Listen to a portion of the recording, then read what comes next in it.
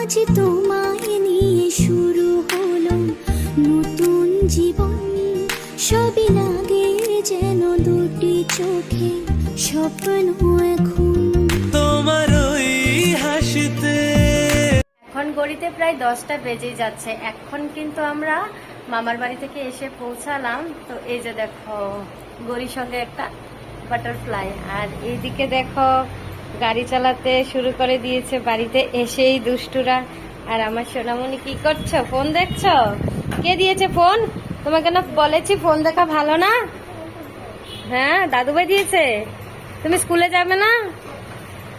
এদিকে তাকাও, এদিকে তাকাও, এইদিকে তাকাও। আরেকটা দেখো অবস্থা, ফোন পেলে মানে সবকিছু শেষ, তাই না? ফোন দেখা ভালো না বললাম না? বাবা স্কুলে যাবে না?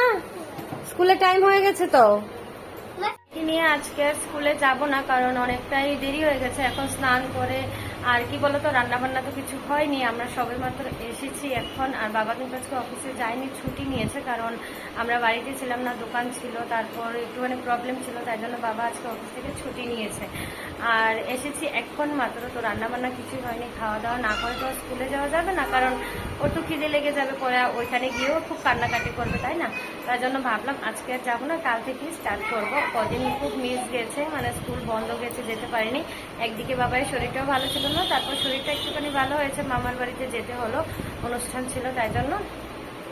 তো যাই হোক, চলো ভিডিওটা কন্টিনিউ দেখতে থাকো। এখন চলে এসেছি রান্নার ঘরে। এসে এই যে দেখো কয়েকটা ফ্রুট নিয়ে নিয়েছি, বাচ্চাদেরকে আপাতত এখন কেটে দিই। রান্না বান্না হতে তো একটু টাইম লাগবে, তাই না? আমরা সবে মাত্র মামার বাড়ি থেকে এসেছি, এসে ড্রেস চেঞ্জ করে বসলাম। আর মা কিন্তু ওইদিকে চলে গেছে রান্নার ঘরে রান্না করবে বলে। আর আমাদের কিন্তু মাটির উনুনেই রান্না হয়, যেহেতু বাড়িঘর পরিষ্কার হয়েছে, প্রচুর পরিমাণে কাঠ জমেছে, তো ওই জন্যই কিন্তু কাঠগুলো শেষ করার জন্যই মা মাটির উনুনে রান্না করে। কাঠগুলো যখন শেষ হয়ে যাবে তখন কিন্তু আর মাটির উনুনে রান্না হবে না, এই যে আমাদের নতুন ঘরেই রান্না হবে আর কি। তো যাই হোক, এই দিকটায় দেখো আমি ফ্রুটগুলো কেটে বাচ্চাদেরকে দেব। আর আজকে হচ্ছে স্কুলে যেতে পারবো না, কারণটাও তোমাদেরকে বলেই দিলাম। বাচ্চাদেরকে এখন ফ্রুটগুলো কেটে দিয়ে আমি কিন্তু মায়ের একটুখানি হেল্প করে দেব, না হলে অনেকটাই লেট হয়ে যাবে। এমনিতেই সকাল থেকে কোনো কিছু রান্নাবান্না হয়নি। আর মামার বাড়ি থেকে কিন্তু আমাদেরকে বারবার করে খেয়ে আসতে বলেছে, কিন্তু আমরা কেউ খেয়ে আসিনি, কারণ রান্না বান্না করে তারপর খেয়ে আসতে অনেকটাই টাইম লাগবে। সেই জন্যই কিন্তু বাড়িতে এসেই রান্নাবান্না হচ্ছে, একেবারে রাতের জন্য রান্না হয়ে যাবে। এখন কিন্তু প্রায় 10টা 11টার মতো বেজে গিয়েছিল, তো এখন রান্না করবে, আবার রাতে রান্না করবে, একটুখানি প্রবলেম, বুঝতেই পারছো। সেই জন্যই কিন্তু একেবারে রান্নাটা সেরেই নেবে রাতের জন্য। তো 2 টাইমের রান্না হবে, তো সেই জন্যই মাকে কিন্তু আমি হেল্প করে দিচ্ছিলাম। আর বোনরাও কিন্তু রান্নার ঘরে মার সঙ্গেই আছে। এই দিকটায় আমি ডালগুলোকে পেস্ট করে নিচ্ছি, ডালগুলোকে পেস্ট করে রেখে তারপর এই দিকটায় চলে এসেছি মাশরুমগুলোকে ভালো করে পরিষ্কার করে নিতে। আর এইগুলো কিন্তু মামার বাড়ি থেকে আসার সময়ই নিয়ে এসেছি। আগের একটা ভিডিওতে তোমাদের সঙ্গে শেয়ার করেছিলাম, মামার বাড়ির ওইখানটায় কিন্তু প্রচুর পরিমাণে মাশরুম হয়েছে, তো ওইখানেও রান্না হয়েছে, আবার বাড়ির জন্য কিছু নিয়ে এসেছি কিন্তু, এই যে দেখতে পাচ্ছ। আর আজকে কিন্তু ডালের বড়ার ঝোল হবে, মাশরুমের একটা সবজি হবে, আর হচ্ছে ডালের বড়াও রাখা হবে এক্সট্রা করে। আর কি রান্না হবে আমি নিজেও জানি না, তো রান্নাঘরে গিয়ে তোমাদেরকে দেখাবো যে আজকে কি কি রান্না হচ্ছে। আর এই দিকটায় দেখো বাবা কিন্তু আসার সময় দুধ নিয়ে এসছে, বাজারে গিয়েছিল, ওইখান থেকে আসার সময় দুধ আর হচ্ছে লেবু নিয়ে এসেছিল অনেকগুলা। বাবা বাজার থেকে আসার পর কিন্তু একটুখানি চা বানিয়েছিল বোন, চা আর হচ্ছে রুটি খাওয়া হচ্ছে। তো বাচ্চাদেরকে অন্য টিফিন দেওয়া হয়েছে, আর আমরা বড়রা চা আর হচ্ছে রুটি খাচ্ছিলাম। আমি যদিও খাইনি, কারণ আমি কিন্তু চা খেতে একদমই ভালোবাসি না, মাঝে মধ্যে মন চাইলে তাহলেই খাই, না হলে কিন্তু একদমই খাই না। তো যাই হোক, তারপর এই যে দেখো রান্নার ঘরে আমি চলে এসেছি। আর রান্নাঘরটার অবস্থা একটুখানি খারাপ হয়ে আছে, দেখতেই পাচ্ছ তোমরা। তো ডালের বড়াটা মা কীভাবে বানাচ্ছিল সেটাই তোমাদের সঙ্গে একটুখানি দেখিয়ে দিলাম। লবণ, হলুদ আর হচ্ছে কালো জিরা দিয়ে তারপর ভালো করে মাখিয়ে এটাকে বড়া বানিয়ে নিয়েছে। আর এই দিকটাই হচ্ছে দেখো আলুগুলো ভেজে রেখেছে মা, এই দিকটাই ডালের বড়ার ঝোল বানানোর জন্য। এই দিকটায় কিন্তু মাশরুমটাও মোটামুটি হয়ে গেছে।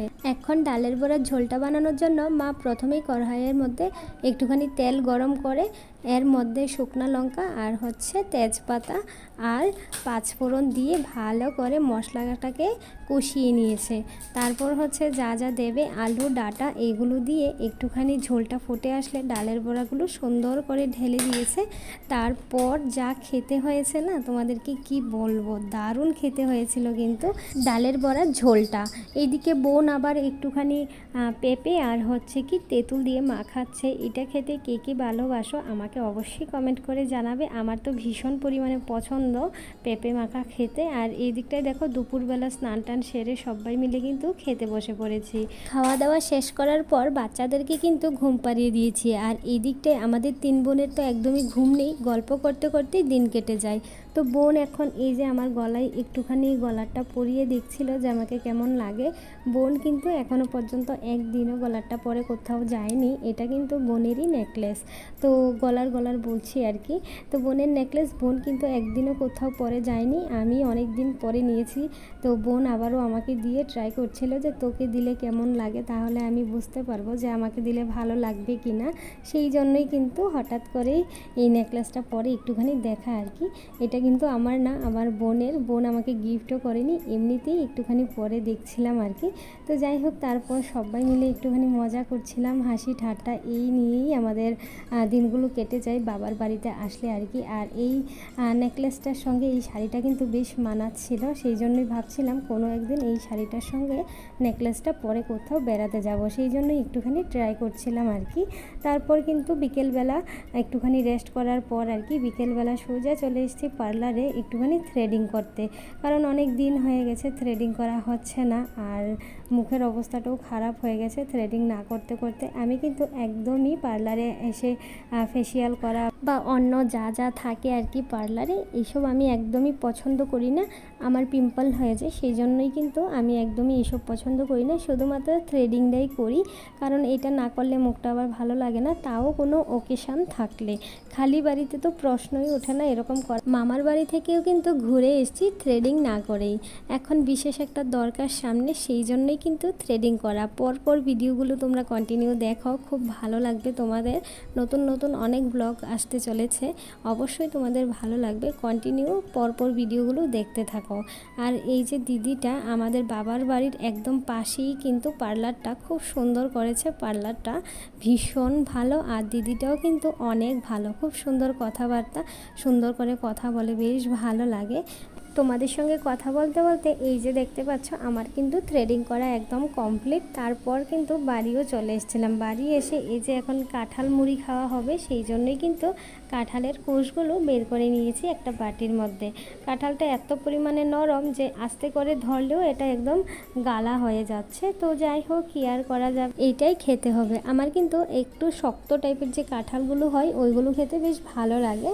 তো যাই হোক, যেটা আছে এটাই খেতে হবে। আর এই দিকটায় দেখো কাঁঠাল মুড়ি খাচ্ছিলাম, এরই মধ্যে একটা পুজোর দশমী যাচ্ছিল, সেই জন্যই দৌড়ে দৌড়ে কাঁঠাল মুড়ি রেখে পালিয়ে গেলাম গেটের মধ্যে আর কি।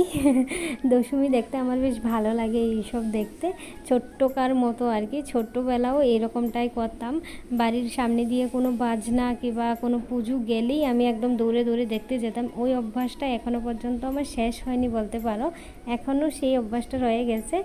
কোনো বিয়ের জল ভরা যাক কিংবা পুজো হোক, কিছু হলেই দৌড়ে দৌড়ে চলে যাব আর কি দেখার জন্য, সেটাই করলাম। দশমী দেখে ঘরে এসে কাঁঠাল মুড়ি খেয়ে এখন একটুখানি কাজে লেগে পড়েছি, দেখতেই পাচ্ছ। মামার বাড়িতে যাওয়ার সময় কিন্তু সমস্ত কাপড় চোপড় একদম উল্টে পাল্টে রেখে গিয়েছিলাম, তো ওইগুলোই ভালো করে গুছিয়ে নিচ্ছিলাম।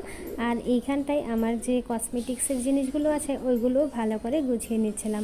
এগুলো দেখো আমি কিন্তু বক্স করে করেই রাখি, আর কাপড় চোপড়গুলো এমনিতেই রেখে দিই আর কি।